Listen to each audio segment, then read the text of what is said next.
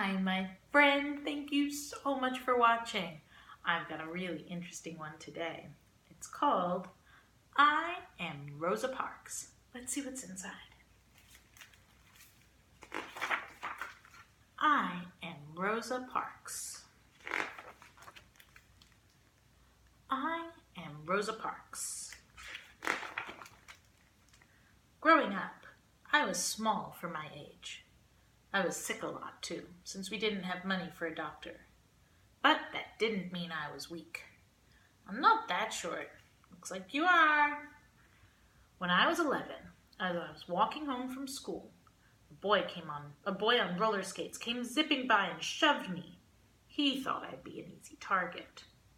To his surprise, I turned around and pushed him back. I knew fighting was wrong, but I didn't want him picking on me again. Uh-oh, this is going to be bad. Did you just push my son? His mother saw what happened. She was mad that I'd pushed him. But you know what made her even madder? I was black, and her son was white. She immediately started yelling, "I'll have you put in jail. You'll never get out again."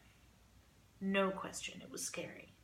But my mother and grandmother taught me to respect myself and to expect respect from others. So, instead of backing down, I stood my ground and calmly but firmly explained, "Your son was the one who pushed me. I didn't bother him at all." I wasn't just standing up to that mom or even to the boy on roller skates. I was standing up for myself. After that, the boy and his mom never bothered me again. Still, it's hard to change things. Sometimes it can take a long time. Back then, if you were black, you were treated unfairly just because of the color of your skin. You weren't allowed to live in the same neighborhood as a white person, eat in the same restaurant, ride the same elevator, or use the same bathroom. You couldn't even drink from the same water fountain. One was marked for whites, the other for coloreds. When I was little, I used to wonder if white water tasted different from colored water. I even wondered if colored water came in lots of colors. But it didn't. The only difference was I had to walk outside or even down the block to get mine. Of course, it wasn't just about water fountains. This was my school, a small old wooden building with one room and one teacher for all of us. Everyone from the 5-year-olds to the 6th graders were stuffed in that one room. There were no windows, desks, and barely any books. Since most kids had to work on a farm to earn money, we only went to school 5 months during the year. "Less school, hooray!" Don't say hooray, that's bad. We also brought our books home every night. Why? Because we were worried that folks who hated the color of our skin would burn down our school. Now, here's the school for the kids who were white. Notice the difference? It was a new brick building with beautiful windows, new desks, and plenty of books, plus a playground. They went to school 9 months out of the year since they weren't working in the fields like we were. Now can we say hooray? No, there's no hooray about this. Also, if you were black, you had to walk to school. If you were white, you got to take a bus. The worst part was when I'd walk home with my brother, the kids on the bus would throw trash at us. It made me feel horrible. But there were no civil rights back then. The only solution was to move off the road. And really, what kind of a solution is that? As I got older, things didn't change much. "There's no room in here, lady." One winter, I was waiting for the local city bus. If you were black, you had to ride in the back. If you were white, you rode up front. On that day, the back of the bus was packed. But there were plenty of seats in the front. I was just trying to find a place to sit. But as I entered through the front door of the bus, "What do you think you're doing? You need to get off and use the back door. Only whites can come in the front." But I'm already in. I tried to explain that there was no room to get in through the back. The driver didn't care. He wanted me off his bus. He grabbed me by my coat sleeve. I dropped my purse near the front door. To pick it up, I sat in the front seat. A white seat. It made the driver madder than ever. "That's it! Get out! Get off my bus!" That's what he called it. My bus. As if it were his. The bus wasn't his, though. It belonged to all of us. Still, that afternoon, the driver got his way. He kicked me off. "See you soon." "Yes, you will." But I promise you, that wasn't the last time I'd face that bus driver. From there, in addition to working as a seamstress, I started working to change things. At the NAACP, we fought for fairer laws and made sure that people's stories were heard. Tell me what happened next. I also stopped using colored water fountains. I'd rather go thirsty than be treated so poorly. Need a lift? No thanks. It was the same with separate elevators. Instead of riding them, I'd take the stairs. But as for real change, even I didn't know what was coming. It was the end of a busy Thursday. I was 42 years old and on the bus going home.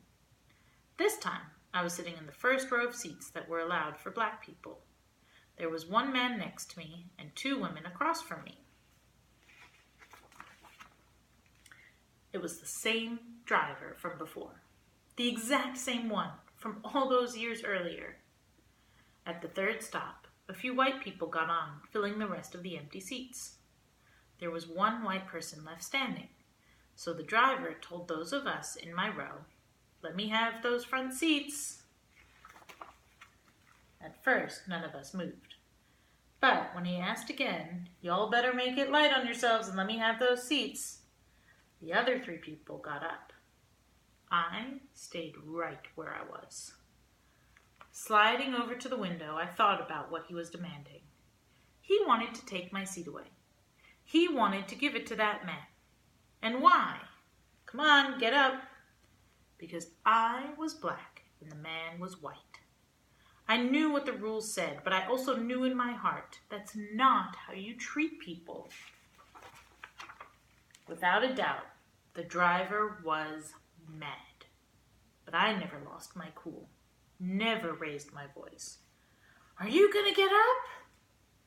No. People say that the reason I refused to give up my seat was because I was tired. And I was. But it wasn't the kind of tired that came from aching feet. The only tired I was tired of giving in. "Well, I'm going to have you arrested." "You may. Go on and do so." Before me, there were other brave women who had refused to give up their seats.